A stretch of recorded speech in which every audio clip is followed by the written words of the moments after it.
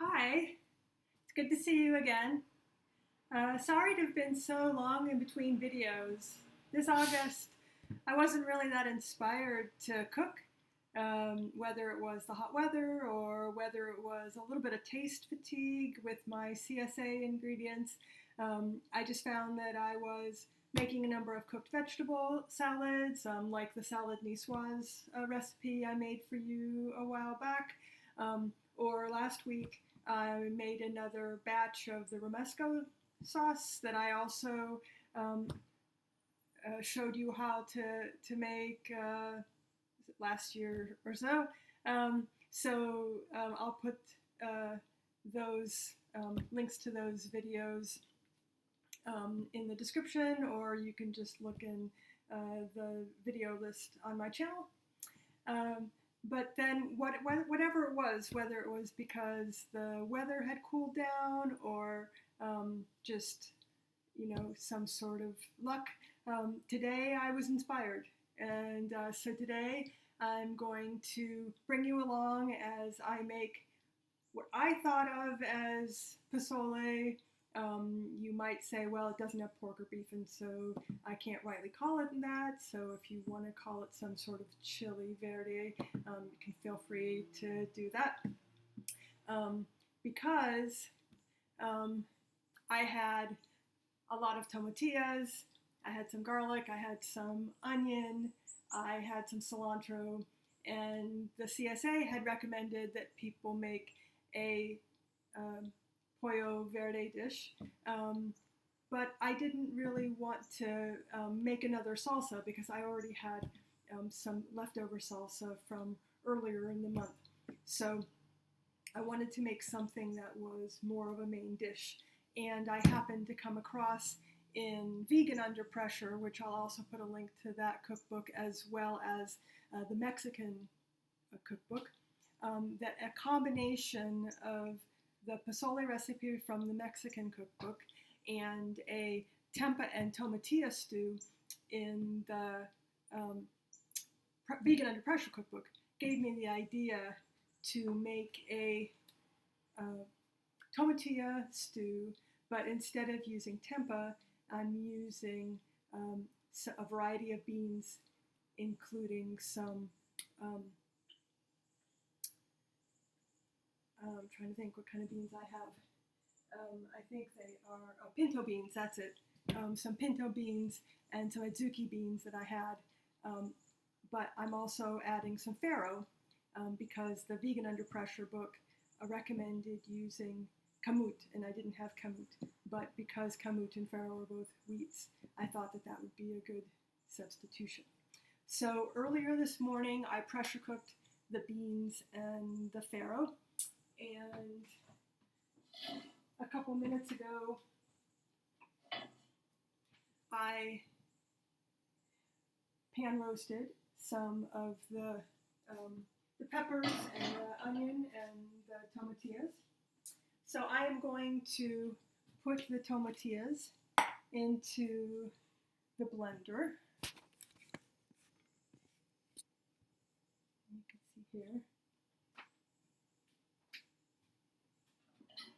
Now that they're not quite so hot.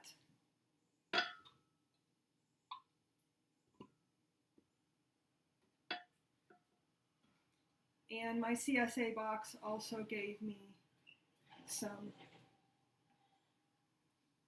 Shishito peppers. They've had a lot of those this summer, and so I'm using a combination of one of their sweet Italian peppers that I'm hoping will be similar to a Serrano, and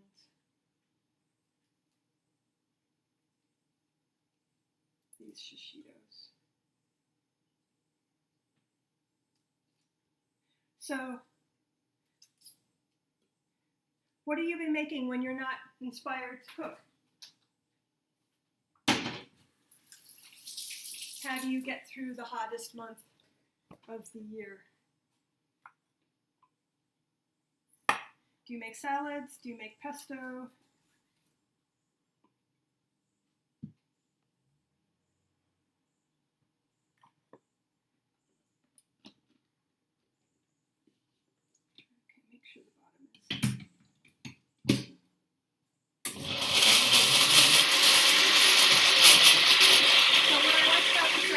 right? They all have something that is one thing that is using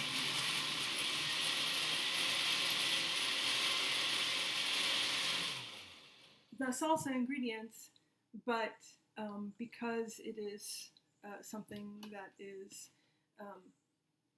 okay, so this gives you a sense of what it looks like once it's blended. So I could have put this back into the pressure cooker, but I thought instead of doing that, I would use my Dutch oven. So that's what I'm doing. Let's see if you can still see that. Yeah.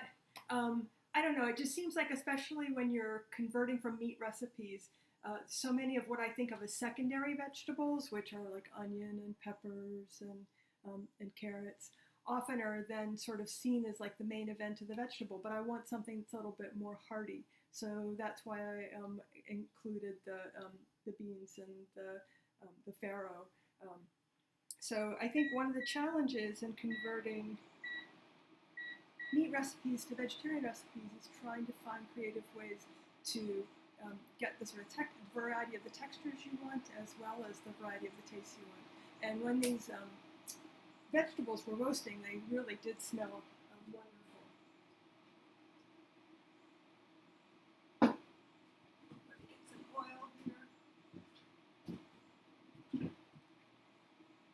So at this point, because the beans and the farro are cooked, and because the salsa is also cooked because of toasting the vegetables and the onion and the garlic, it's more of a heating up process at this point, rather than needing to cook everything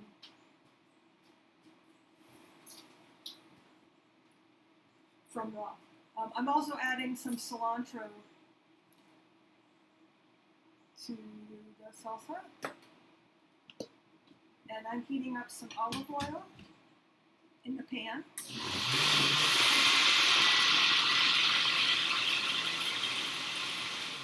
And then the last ingredient that I have, of course, to make it more like a pozole is the hominy.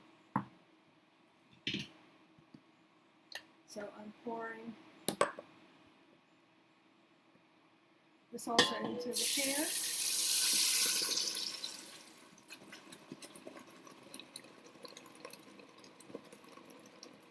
It bubbles away here. And then I'm going to rinse out the jug of my blender to get all of the salsa out. I remember when I worked in a commercial kitchen, our chef always said, you don't want to waste all that effort that you've made to make whatever it is you made. So you want to make sure that you're using up every last drop of the salsa. So I have the beans and grains that I made earlier, and adding those to my pot as well.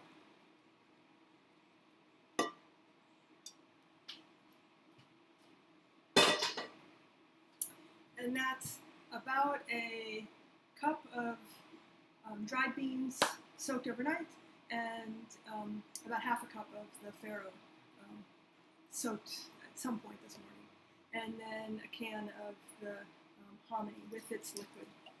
Now, I am usually careful about not using from this company because of their politics, but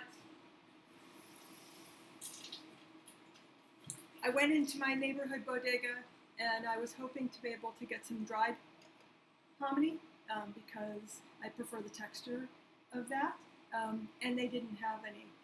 But they did have a huge, I don't know if it was a gallon, but it seemed like it was a gallon can of it, which I think if you're making it for family and friends over a holiday, as pozole is often prepared, then certainly you would need to have that large amount. But certainly, if you're just making it for yourself or for a small family, there's no need to use that much. So I thought, okay, fine, I will use the can. And I like how the tomatillos and the cilantro are really brightening up the beans and the greens, which are very earth colored. And I've turned up my induction burner to about 360 and just bringing this back up to a boil again. And then I will add some salt to taste. Some recipes have you serve your pozole or your chili with some lime, but I suspect that the tomatilla is tart enough that I don't really need to do that.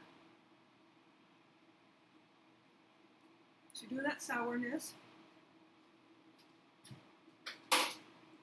but I think I definitely could use some salt, and I'm using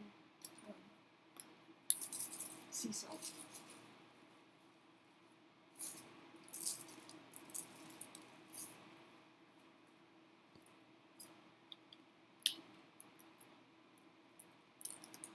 If you wanted to have more of a pulled pork sort of texture, you could add some jackfruit to this.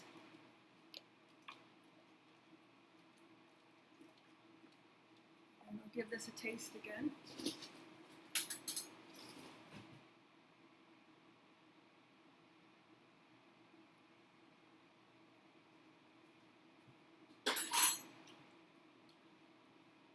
That's better.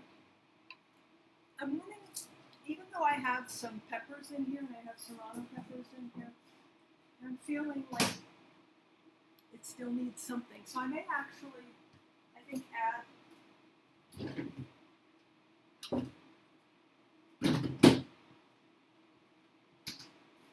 some hot sauce that my sister brought me from Texas, and see if that adds with some of the acidity and some of the a little bit of heat.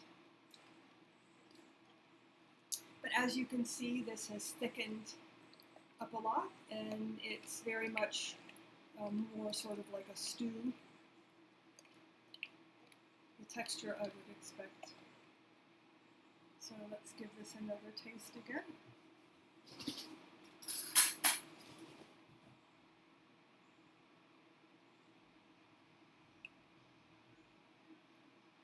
I think that's much better.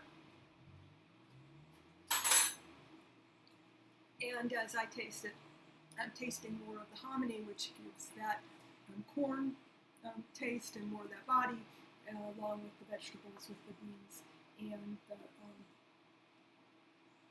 the grains. I like how the grains give that little bit of chewiness. The beans have that kind of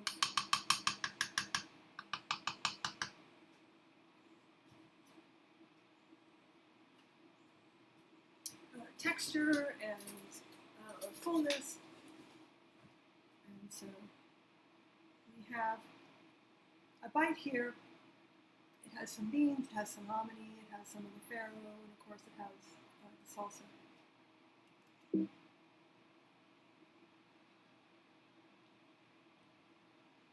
Hot. Hot.